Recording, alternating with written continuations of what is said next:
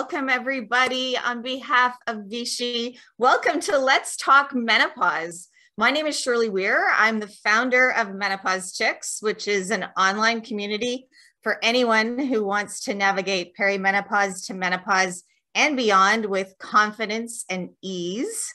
And our goal tonight is to provide you with some conversation and some quality information and hopefully some new insights too. But first, I just really want to say thank you to everyone, first of all, for chiming into the chat, because that was a lot of fun. And thank you. I know you have a lot of other things you could be doing tonight. So I hope that you'll pat yourself on the back for putting your own name and your health at the top of the to-do list. And yes, it is 2022 and it's time to talk about menopause. And there are a lot of other conversations about this topic that are happening. But here's the thing, conversations about menopause don't necessarily work if they continue to perpetuate outdated stereotypes and myths.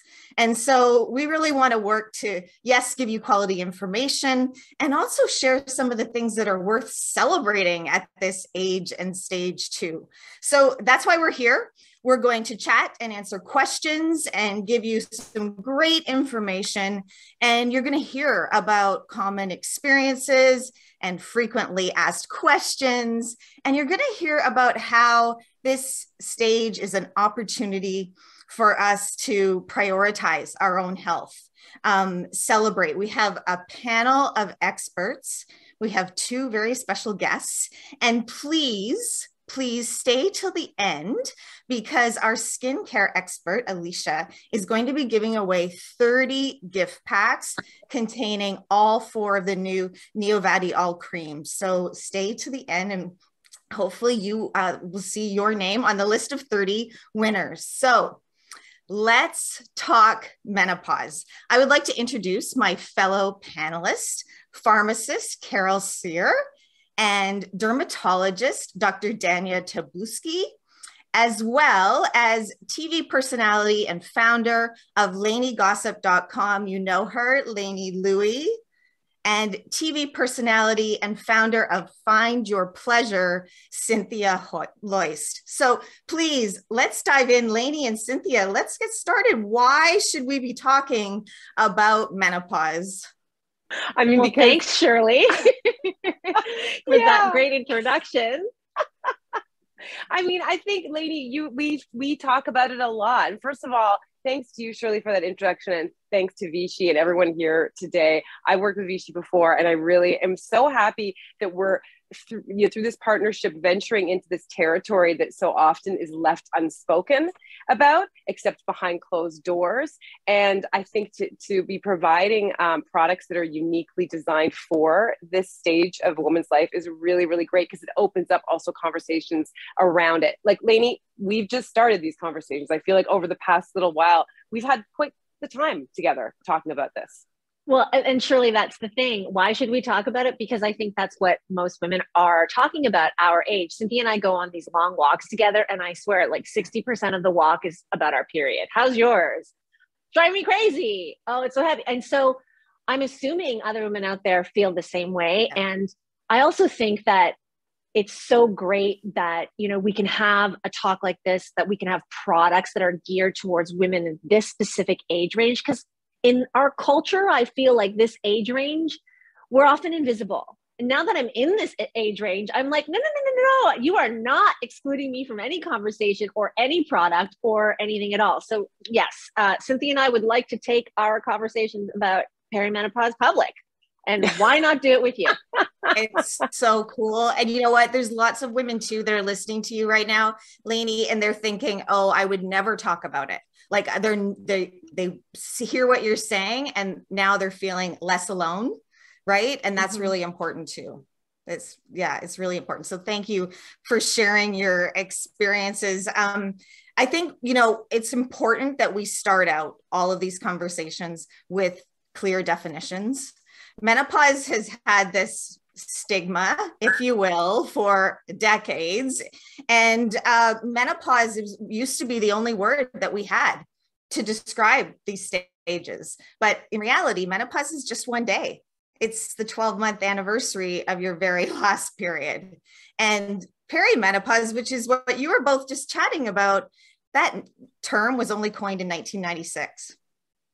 So it's interesting. It's really new. And so many women can be confused by that because, of course, as you were saying, you still have your period. So you're like, is it perimenopause? Isn't it? And so that, it's a phase of life. It doesn't mean suffering. Perimenopause is just defined by the age that we get to prepare our bodies for menopause. And then, of course, every day after menopause is post-menopause. So I'm 55. I reached menopause at 49. I'm in post-menopause for the rest of my life. Did it go out with a bang or a whisper, Shirley? I thought, growing up, when I heard the term menopause, I thought it was a light switch. I was like, oh, like you get your period and then it stops. And I did not know that, perimenopause is real. It's really common to have all of the irregular bleeding. It's different for everyone. Irregular bleeding, light bleeding, heavier bleeding. For me, I went 10 months without a period, went away on a girls' golf getaway, told all my friends, hey, I'm going to invent a cocktail and throw a party. And that night in the hotel room, got my period again. Of course, right? Yeah, her timing is excellent. Yeah. Perimenopause seems to love vacations. So, yeah. Is that what set you on this journey? So that's basically you got set on this journey of trying to explore this whole thing from there. Well, that was age 48. I probably started my journey at 41, and I was experiencing mood swings and sleep deprivation and anxiety and depression for the first time. But I still had a regular period. So you don't really know, is this menopause? That's what I said to my doctor, right? That's the stage that I feel like I'm at. My period is still regular. And I just feel like even today, I had kind of a dark cloud. There's these anxiety things that I used to maybe associate with my period, but are a bit markedly different, if I'm being honest. I've noticed changes in my skin. I've noticed changes in all kinds of regions, but not so much with my period. But it's how do you actually know? Do you have to get a test in order to know for sure? Or do we just trust? I feel like I'm in peri. I'm parrying it. Well, and I know you are, probably just by your age and the examples that you just gave. There isn't a test. It's, if you think back to the years before puberty, like an 8-year-old or a 10-year-old who doesn't yet have her period, her body is still going through changes and preparing for puberty. And that's what perimenopause is like. It's preparing you for menopause and post-menopause. I love that you're saying that, because I have had very heavy periods, and my analogy, Cynthia's heard me say this how many times, I feel like a teenager again. Yeah. I feel like, that kind of cramping and that level of period when you were 16 and in school and anxious about it. When's it going to come? How heavy is it going to be? How many times am I going to have to change? So what are some of the biggest myths though? Because as you said, not enough people are talking about it. So there are a lot of misconceptions. So what are the myths that surround one of the biggest myths is that it's something you don't need to know about till you're 50. Right. So I was going through perimenopause, and my girlfriends were putting a big hand in my face saying, whoa, Shirley, don't talk to me about that. I'm not there yet. And so we really have to debunk that myth that this is something that we need.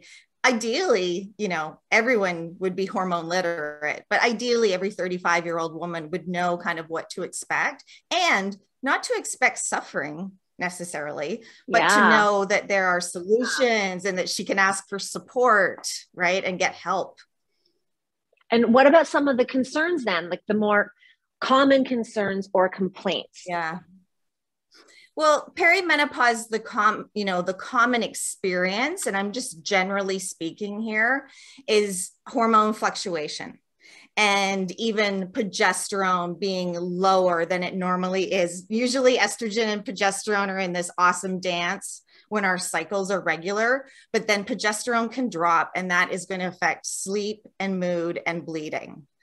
And then that's perimenopause, kind of very common, stereotypical. Post-menopause is a bit of a different experience. Our estrogen goes for a steep decline. And so does hyaluronic acid, by the way, which is something our body produces on its own, and then goes for a steep decline. And in postmenopause, women will even be surprised that they might have sailed through that roller coaster, or maybe it wasn't a roller coaster for them in perimenopause. And then they're like, oh my gosh, the dryness, like dry everywhere, because estrogen is our juicy hormone. And it keeps our eyes moist and our mouth and our joints and our vaginas, right? So those are some of the common experiences. Yeah, those are definitely all I think we've heard about, but it does seem like there's no one template. This is sort of where, like, you know, my mother, for example, said, like, I don't remember ever having really mood swings. I remember her having mood swings, but she didn't feel like it was this big event. I don't remember her having really strong hot flashes where I remember we had Brooke Shields once on our couch at the social, and she had a complete hormonal, she just owned it too. It was quite wonderful. Meltdown. So, you know, are there, like, I guess, should we consider that every situation is slightly unique and individual to our own makeup? I mean, yeah, absolutely. We're like fingerprints, like we're all so unique and different.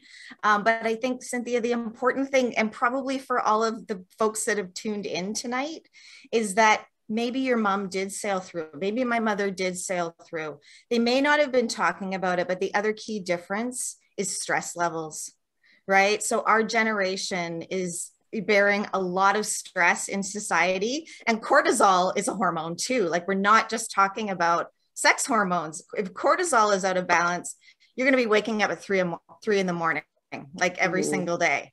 That was me, right? And I wanted to blame something. So I wanted to blame perimenopause. And that's kind of what started my research. But yeah, I think it's a real concern. And it's something that I hope that, you know, younger listeners, our daughters, will have a different experience because they'll have the education much sooner. No, and it's great though. I mean, a lot of people in the chat, I can see dryness is something for a lot of people. And we just sent a message out. We'll be talking about dryness with some of our health experts later on. So that's coming up soon for sure. We have people joining us later on in the chat. I think that it's a great point, Shirley, that everybody's experience with perimenopause, menopause, and postmenopause is going to be different because women are different, but we can find common threads with each other. Some people may experience dryness. Some people, like me, for example, heavy bleeding, but also my skin. Like, I have had bouts of breakouts lately. And that's recent. It's within the last month. Stress has been higher over the last couple of months, but I have noticed a little bit of a breakout in areas that I don't normally break out. Yeah, I know. And what I would really like to say to that, actually, because, you know, we could spend the entire night talking about common experiences and symptoms. I hope that we can also introduce a bit of a paradigm shift. It's like, when we notice changes, maybe that can be the tap on the shoulder from our body. Like, it's a signal that our body wants something. It's like, hey, like, I'm having this hot flash or breakout because I need something. What do I need? And get really curious about what our body is asking for. Are any of you having those types of conversations on your walks? Oh, I'm having conversations a lot about, I mean, I think we're going to go all over the place, but like sex, obviously, because pleasure is my domain. I'm a sex educator. The conversations are constantly around from friends about, I'm entering into this. And I've seen a few people mention things about sex drive, which I have a whole, like, I could do a TED talk about sex drive. We're not going to unpack all that today, but what I find interesting about what you talk about, Shirley, too, is that it's not only just, there are physiological changes that can impact our experience of sex and change the sensation of sex, which is where we're going to talk to some experts about the specific things they can do. Lube is always a friend, but some of these things are also, we don't want to go down a rabbit hole thinking that our sex drives are going to change, or you know, there's so many aspects that make up our sex drives as opposed to just one. And I can offer some like insights from members of the Menopause Chicks community. lots of them look at menopause as, oh, now the kids are out of the house, I can have more sex. Now I don't have to use birth control, I can have more sex. Sex drive returns for some, you know, a lot of women. And that's really positive as well. As long as you said you're moisturizing your vagina and using lube for pleasure and fun. We should bring Carole back on and, you know, let's get some of these questions answered. I think it's really important that we can get quality information from, hi Carole, quality information from experts. Got lots of frequently asked questions for you. I'm going to turn it back to Lainey and Cynthia.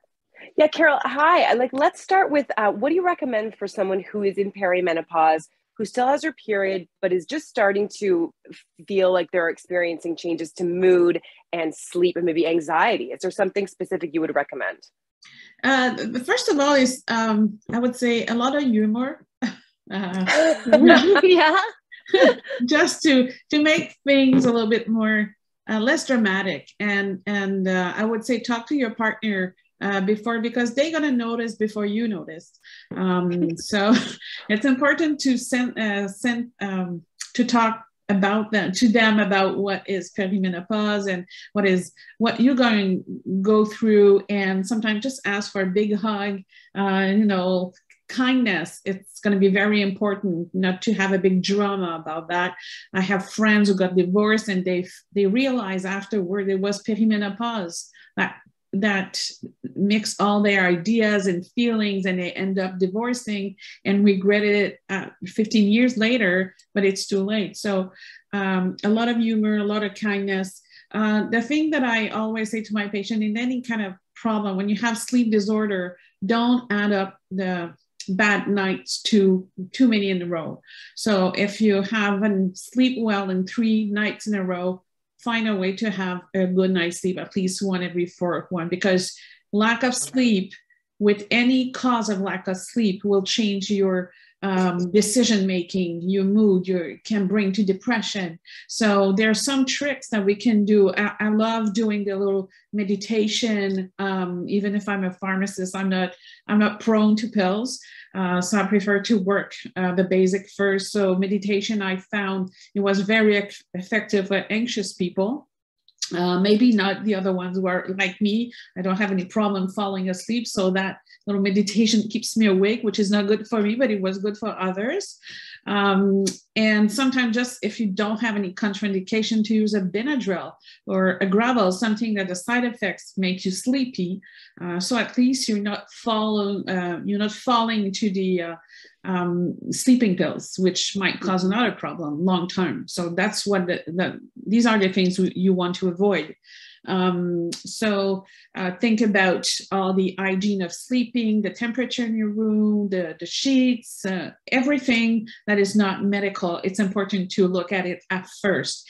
After that, if it doesn't work, I would say talk to your doctor if you have a doctor or a nurse practitioner. Think about your thyroids, because as we grow old is one of the things that slows down, and the symptoms of a slow thyroid secretion resemble to perimenopause. So it's easy to rule out. So usually the physician, that's the first thing they're going to do. They're going to rule out if your thyroid is in normal condition or not. So those things are important. And I would say it's hard to see a doctor, but it's so easy to see a pharmacist. You can see them every month, every 2 weeks. They know a lot of stuff. They are a very helping hand in the health system. Any province you are in, they know the system. So go see a pharmacist, find one that you can trust and talk to them. They're going to help you navigate in the system and with your symptoms as well. I love that piece of advice, Carole. Thanks so much, because I don't know that a lot of people think to that, like, oh, I can go talk to my pharmacist, that they can help me with all kinds of issues. So speaking on that, as we know, estrogen declines post-menopause. So for women who are in their 50s, what opportunities should they be bringing up with their physician and their pharmacist? I've heard today a lot of the common, like the hot flushes, the smooth swing, the dryness, but there's also other things in medical that we think about the bone loss, which for me is very important. You want to keep your bones, and when you're in post-menopause, it's going to decrease fast if you don't do something. And let's say if you're very skinny, you've always been skinny, you don't have a lot of bones, you want to preserve them because that's going to keep you healthy for a long time. Also, the lipids issue in your body. So these are the things that people don't really think about, but it's important to think about. So there's many options, and depending on your side effects or the dryness or the hot flushes that's still going on, depending on your quality of life, you can work with something more natural or light medication, or up to the hormones directly. So it depends, but it's a conversation you need to have. I think that everybody we have access to good information like you guys, what you're doing is very important to get the discussion and the thinking going on. And people can seek for information, make up their mind, and prepare your meeting with your doctor. That's very important because, as you know, they have like a couple of minutes to give you, but this is not an easy issue. So prepare your visit to your doctor with your pharmacist or with the nurse that you have. Talk about what you feel, what affects your quality of life, and that's where they're going to help you. And if you can put some real words and real example. That's an excellent answer. That was going to be my question, because I speak with so many women who bring up sleep, stress, and sex, and they would never think, I call it like back burner health. They would never think of bringing those concerns to the front burner and making a health appointment. And I love what you said, like book a separate appointment for it and be prepared and bring your list of questions. I think that's going to be really helpful, and know that like you're worth it. You're worth taking that time and that investment. So thank you. I know someone, a friend of mine, and she said she had entered menopause very young. And she said it was almost like overnight, her vagina was not her own. She's like, I don't know this vagina. This is not my vagina. And so she was initially obviously a big proponent of lube. I was passing along things to her. She loved it. But then something changed and moisturizers weren't enough. And she eventually was prescribed hormones. The doctor suggested hormones. And she said it has been a game changer. Are there any, like, what are the sort of pros and cons that just, generally speaking, when it comes to those? It goes with who you are and medically or metabolically and what you're going through.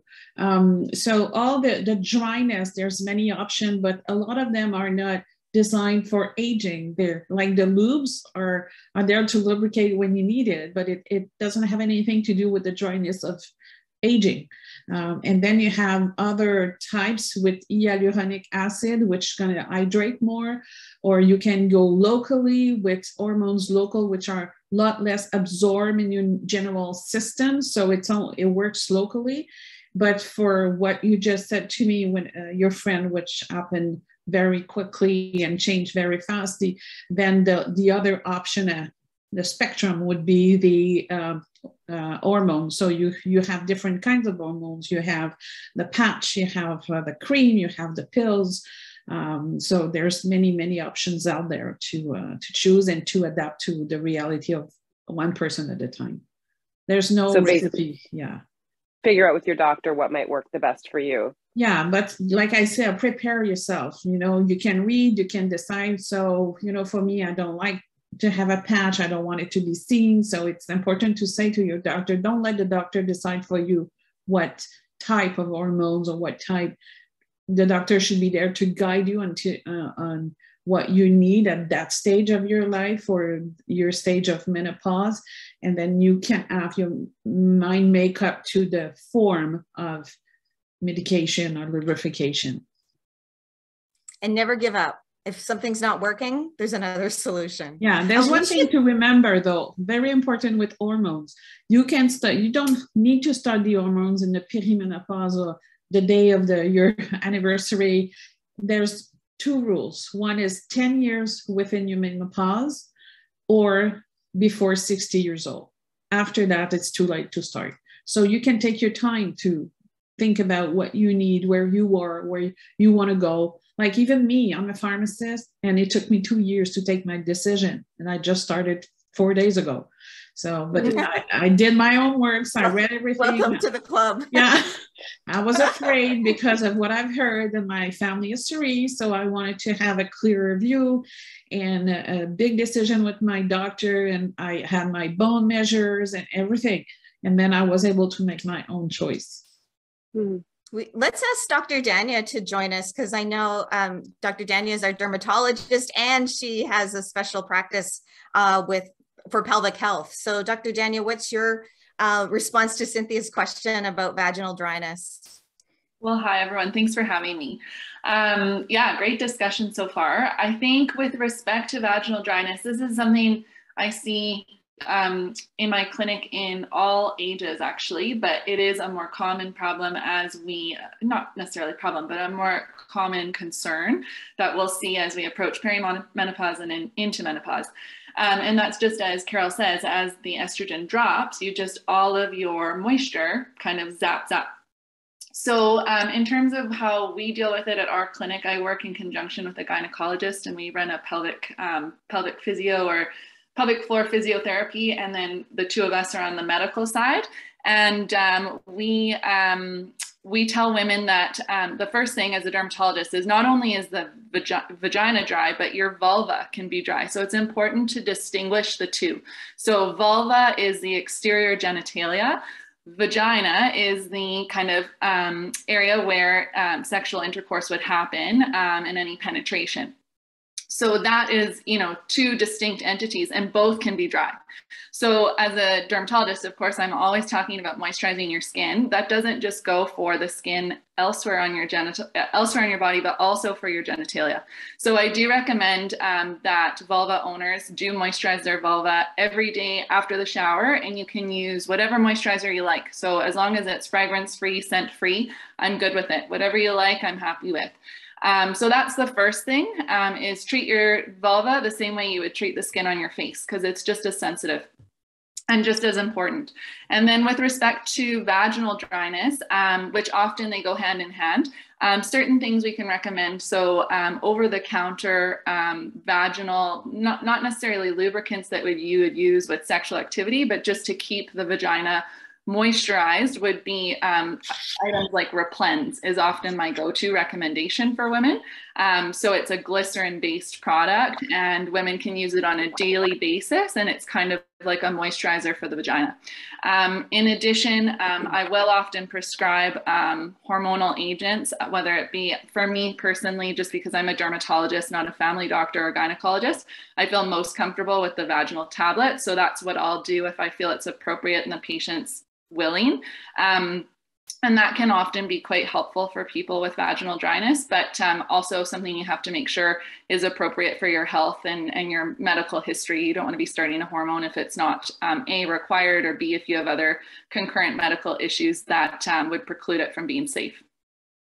Danya, someone was asking about soap and vaginas. Aren't they drying? Yeah, love that question. Great question. So I tell people that your vagina is a self-cleansing mechanism. You do not need soap down there. This is a hard one for people to get their head around. Typically what I say is, warm water and a washcloth is perfect. That's all you need. Some people find that they just need a cleanser to feel clean. And if that is you, then you can use a cleanser, but I recommend it be something called a Syndet. So examples of these are things that you would use. Gentle face cleansers will work just as well on your face as they will on your genital area, provided they have no scent. You don't want something really sudsy. So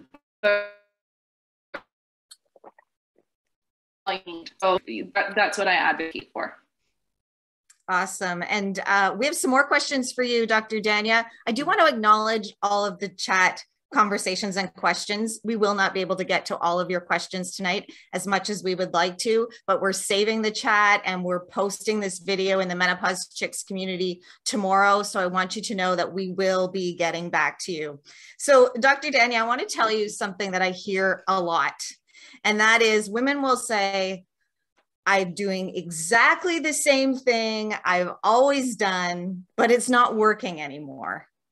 What do you say to that? Yeah, I think that happens all the time. And that's a normal thing. And I think I'd just go back to some of the earlier discussion about, like, you know, going back to feeling like we were teenagers. You know, if you think about 5, 6, 7, 8-year-olds, they often don't wash their face and they don't put on any special creams and they're not doing anything special and their skin is perfect. And then they go into puberty and everything changes and what they were doing before doesn't work anymore. And so this is just another phase of life. It's another stage where things are changing and we adjust to best suit our needs. So I think that's common, and that's just because as our hormones change, our skin changes and our hairs change and our nails change. So all of that is part of just going through a different transition in life, similar to going through puberty. And so that makes perfect sense to me. And do you have staples that you recommend for a skincare routine? Yeah, so I always say simpler is best. So a lot of people come to me and they'll have like 30 products that they pull out of their makeup bag, and it's just like one after another after another. And my eyes are like big, like saucers. Like, how do you keep it straight? So simple is best. So you should cleanse your face twice a day with a gentle cleanser, non-scented. Moisturize twice a day with a non-scented moisturizer. Ideally, you use a sun protection, so SPF 30 or higher every day, even in the wintertime. SPF 15 is probably sufficient in Canada during the winter, but definitely in the summer, you should have an SPF 30. And the easiest way to do that, because it is, you know, if you're not someone who has a lot of steps in your routine, it can sometimes be hard to remember that third step. So finding a moisturizer that has an SPF included in it kind of simplifies things. And then depending on what your goals are, so some people are, you know, they want to prevent fine lines or anti-aging, you know, you can add in a retinol product or things like hyaluronic acid. If you're trying to prevent pigmentation, we'll recommend things like vitamin C and niacinamide. But all of that is extra. Really, the most important is the cleansing, moisturizing, and sunscreen. Excellent. And let's go back to Lainey's question earlier. She mentioned acne. Lainey, take it away. Yeah. So can you speak to that? You know, I think a lot of people in the chat were experiencing the same. Over the last month or so, I've had some breakouts that, you know, as Shirley was just saying, are not normal. But I guess like we're in this transition period right now. So what can we do? Totally. Yeah. So acne is, you know, it doesn't discriminate. It affects every age group.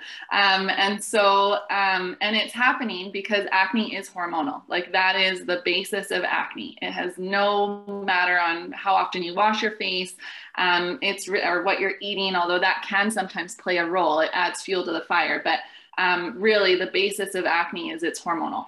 And it's not necessarily that your hormones are out of whack. Like, the transition period, things are just changing. It's not changing bad, it's just changing different. And so your body is just acclimatizing and developing a new sensitivity to that new baseline. And so in terms of how to deal with your acne, I think, you know, first thing is, if it's, you know, mild, making sure that you're not applying. A lot of people will reach for just new products, trying different things. Sometimes that's not helpful. So trying not to make sure you're using like heavy moisturizers, heavy creams, things that are really occlusive that will plug the skin. That's not good for acne. So trying to avoid those things.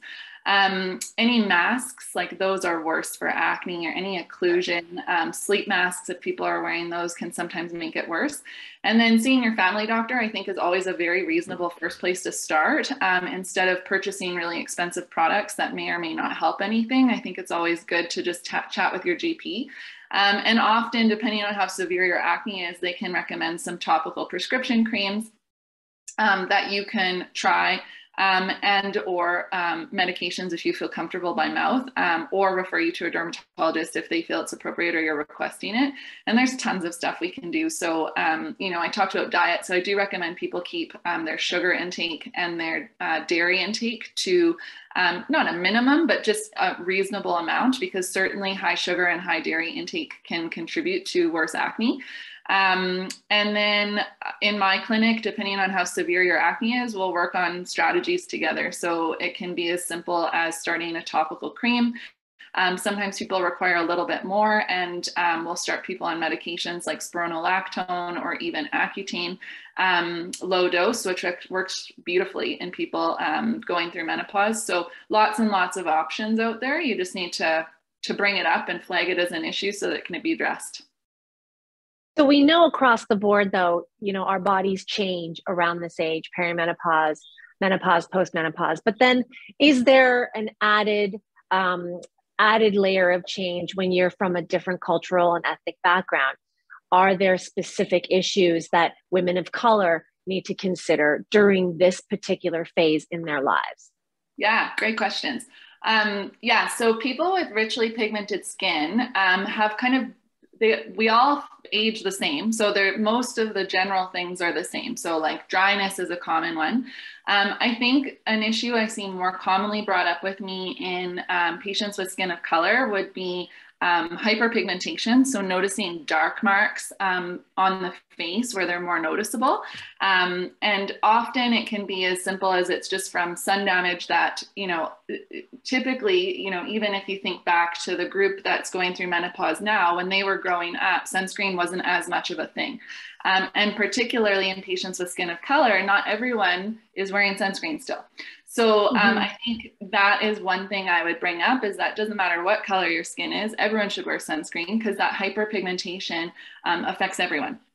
So that would be one thing. And then there are certain specific types of growths that anyone can get, but they're more common on the face in people who have skin of color. And so I'll see a lot of concerns related to that. They're called seborrheic keratoses. And I label them wisdom spots because they're just things we acquire as we get older and wiser. So often I'll see more of that in my skin of color population. So we can deal with those things. And then I think in terms of aging, we tend to see less fine lines and wrinkles, but more like volume change. Like just like the shape of my face is so different than it used to be, or like I just feel like things have shifted.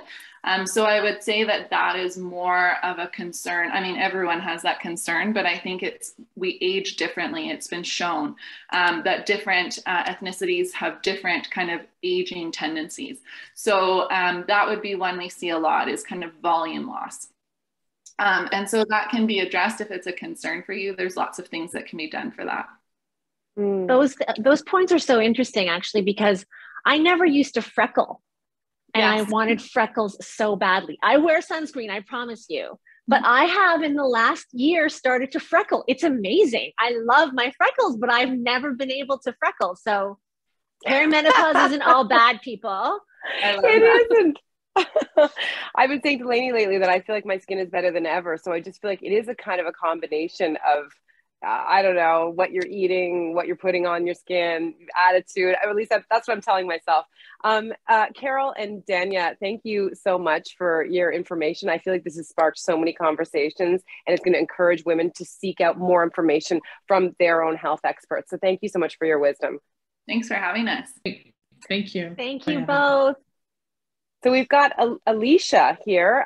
She's Vichy's skincare expert. She's going to share more information about Neovadiol and the new line that's geared towards perimenopause and menopausal skin. Alicia, take it away. Hi, Alicia.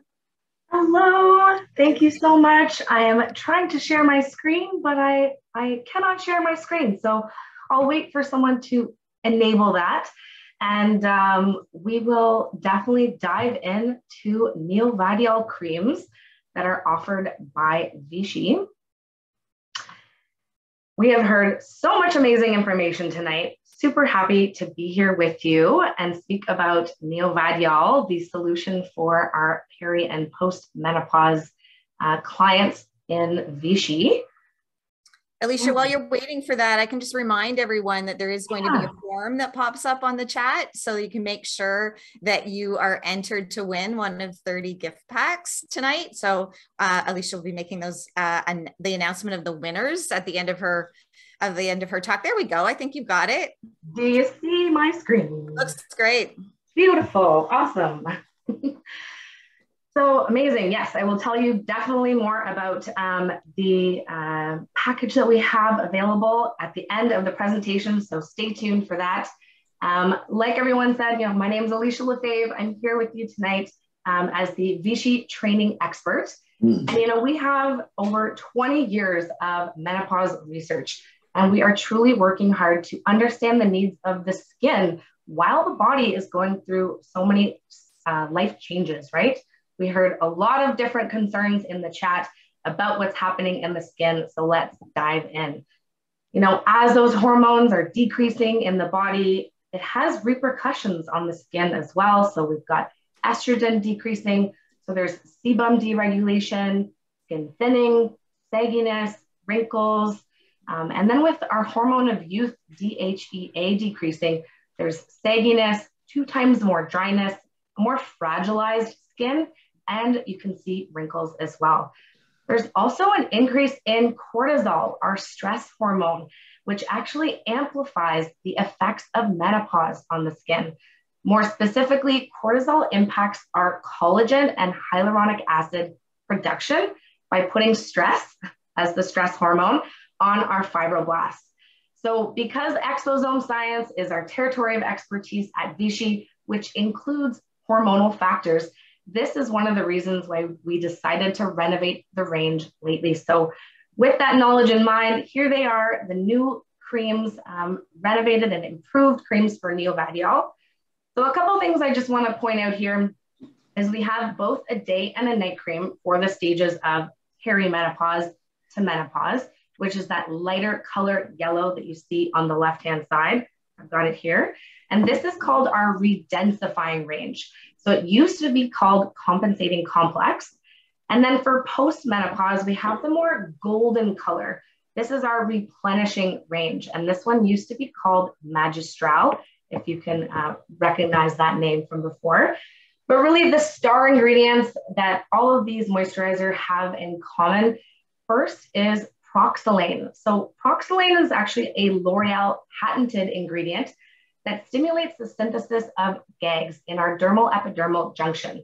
So simply put, it means that it's giving back more of that volume or thickness and density back to the skin, mimicking that DHEA hormone in our skin that's gone through a loss. So helping to delay that loss. We also have Cassia Extract. So that's working to counteract the effect of cortisol and work to support those components of our skin structure, like collagen and hyaluronic acid in particular. Then niacinamide, vitamin B3, combating that microinflammation, which is a known trigger for skin aging. And this ingredient also helps to strengthen our skin barrier while acting as a powerful antioxidant. Then, of course, our unique Vichy volcanic water to strengthen the skin barrier and soothe that skin as well. Okay, so those are the ingredients that they all have in common. Now let's look at the ingredients that make them both unique. So in the perimenopause and menopause range, we have hyaluronic acid in both the day and night cream, giving that really nice lightweight hydration to the skin. It's really ideal to choose hyaluronic acid here to give that more comfortable, lightweight texture for maybe anyone experiencing hot flashes. You don't want to put anything thick on your skin. So this texture of this day and night cream will be perfect for that. And then in the post-menopause range, we have this Omegas 369 oil complex. It's a combination of 3 ingredients. So shea butter, rice bran oil, and apricot oil. This combination not only helps to increase the production of lipids on the skin, but also provides the skin with essential fatty acids and give back that nutrition that our skin is no longer capable of producing at that stage of post-menopause.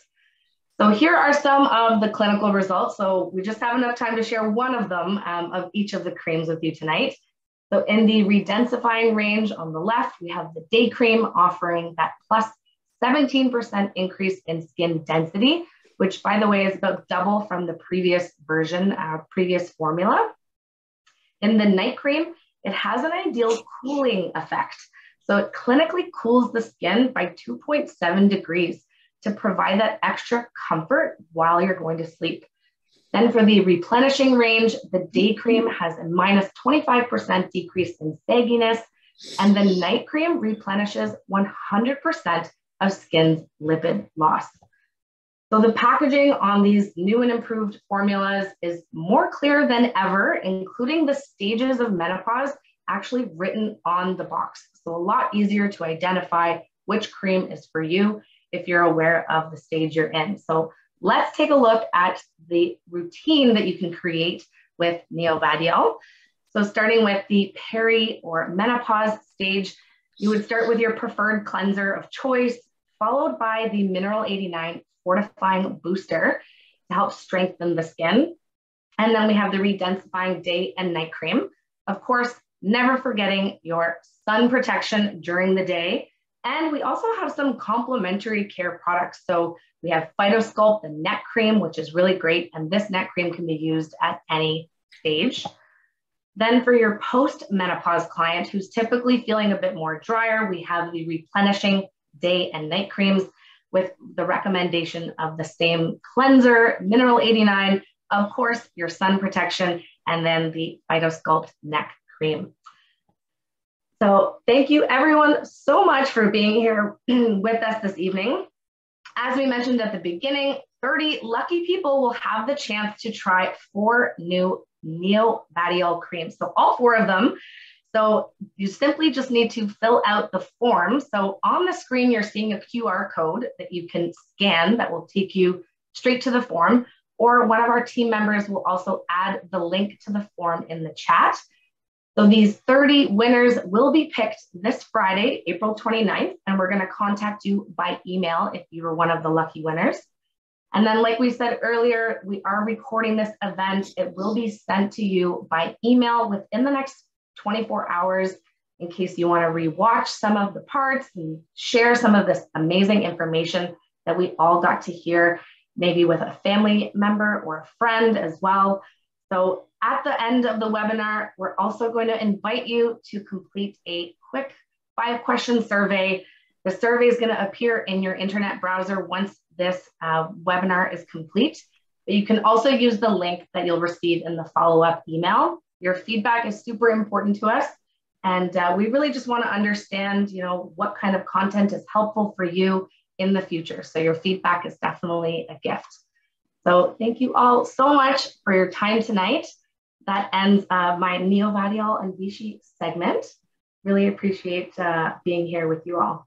Thanks, Alicia. I think Lainey and Cynthia, we'd love to tell you our experience because we've all been using these new products the last few weeks. I want to say thank you. Honestly, I remember when I started Menopause Chicks, someone heard the word menopause and then sold me hundreds of dollars worth of products that I couldn't use. Right. Because I wasn't there yet. I was in my 40s still. And so it's just, I love the fact that you got the definitions right and that there's specific ingredients and a routine depending on what age and stage we're at. So thank you. Of course. I'm so glad that you found a cream that you love as well. It's hard to find the right one sometimes, right? So. Yeah. Cynthia and Lainey, did you want to chime in? I love the products too. Yeah, I love the products too. And I've just started using them. And for me, it's the cleanser and the night cream sometimes I can't wait. I can't wait to get to that stage of my routine. But Cynthia, I think that, I've been reading, I don't know if you've been seeing a lot of the comments that are coming up. It was so appropriate for what we talk about all the time on the show is communicating with our partners, this process of perimenopause, post-menopause, menopause. And a lot of people are like, how do I tell my partner these things? And you know what? There's no easy answer to, how to communicate with your partner, what body changes you're going through. But the thing is that we're not going to be able to talk effectively about perimenopause, postmenopause, menopause, if we're not talking to each other about it, right? There's so much shame, still residual shame. So these kinds of conversations, it's so great to be able to participate in. Cyn? I can't hear you. Can someone hear Cynthia? Or should I keep going? You can keep going. I'm not sure what happened to her audio, so I'll just wait for her to fix that part of her audio. So well said, Lainey. I'm back. I didn't hear any of that. There she is. Me? Yes. Yeah, Hi, you. Hi, I can't see myself, but I'm using my other computer now. I'm sorry, I missed everything, but my earphones just died. We can see you and hear you, Cynthia, so go. Well, good. I don't want to be repetitive. I don't know what Lainey's just said, but it has been a pleasure trying out these products. I'm sure Lainey and I already have talked together about the blue cleanser, and I have this ritual now. Oh, crap, am I getting feedback? I think you're on two devices now, Cyn. I'm on two devices. Hold on for a second. Yeah. Hold on. I'm just we'll wait until she fixes her tech situation. But, I think that for us, in talking about it, as Shirley, as you were saying, I think that before we can talk about peri-menopause and post with people who don't experience it, we might as well talk about it with the people who are. I'm feeling like there were some people earlier in the chat who were saying that they felt alone. Don't feel alone. Clearly, there are hundreds of people, if not more, on this chat who are going through the same thing, including me. And Cynthia and Shirley, who are here to help. And the last thing I want to say before I hand it over to Cynthia is everybody's experience with this is going to be unique, as we've learned, but it doesn't always have to be negative. I might change my mind about this, and I reserve my right to in a couple years, but right now I'm loving it. I've had more energy than I've ever had in my life. I'm fitter and more motivated. And I think it's about a mindset tweak. And if you don't mind, I'd like to share it with you. Again, this is not scientific. This is just Lainey's mindset tweak. I think that for 40 years, my body used up a lot of energy to do this thing every month, which is to do an egg and try and make a baby. And now it doesn't have to use that energy anymore. And I feel in my mind that my body is using that energy to do something else. Creatively, all my ideas, all my time, that energy that I imagined that was going towards doing that, I have so much of it now to give to something else. So don't think of it as a death, which is how it was sold to us for a long time. Perhaps if that mindset tweak helps you, we can get past this horrible shame and fear of this very natural process. Cynthia? Oh, we lost her again. Well said, Lainey. Oh my gosh, can we have that paradigm shift for our generation? We deserve that kind of language. Yeah, it's a superpower. It's a superpower. And I do have women, say to me that they do feel more confident. Their BS meter has changed. They used to care about things and they care less about certain things that used to bother them or keep them awake at night.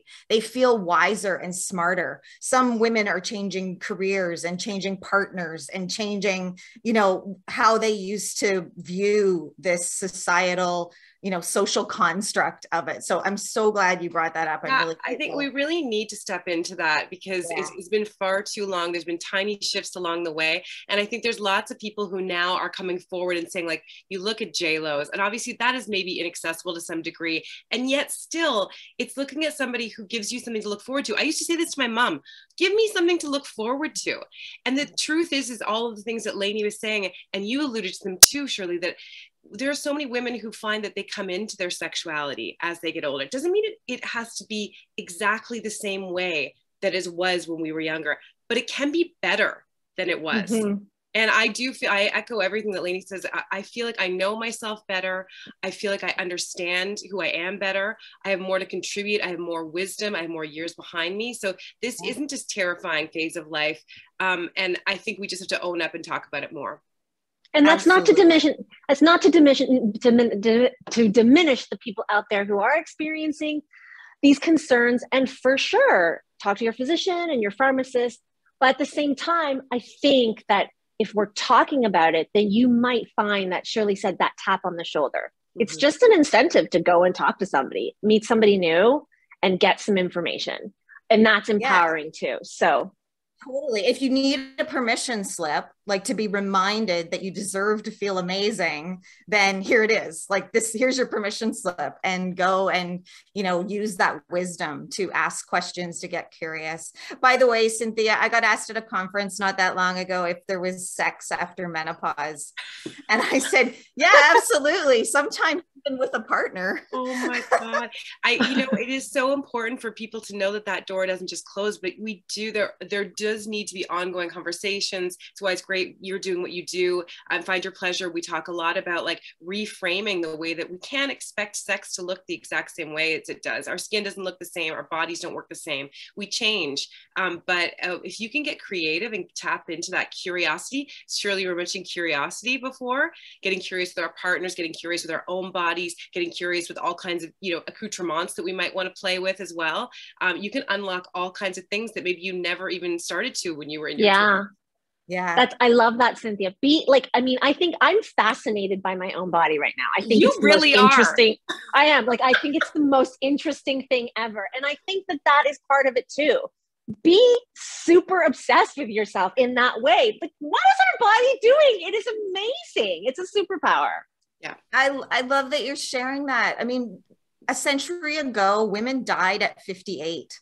Like, this wasn't even really a thing. And now we expect to reach 85 or 100 or beyond. And so we have a lot of learning to do, and we have some investing to do. We also have like a lot more fun and, you know, joy lists to check off. So I am so grateful to both of you for being vulnerable, for sharing, for cracking open this conversation with us. Thank you, Vichy, for inviting us tonight. And thank you, everyone, for carving out time to put your name, as I said, and your health at the top of your to-do list tonight. This has been, oh my gosh, the time went so fast. But thank you, everyone. Thank you. Thanks, Vichy. Thanks, Cynthia. Thanks, Shirley. Thanks everybody. We'll see you later. Bye. Have a great night. Thanks, Danya. Thanks, Carole. Thanks, Vichy. Thanks, Alicia. Thanks, Carole. Thanks, Danya. Thanks, Alicia. Bye.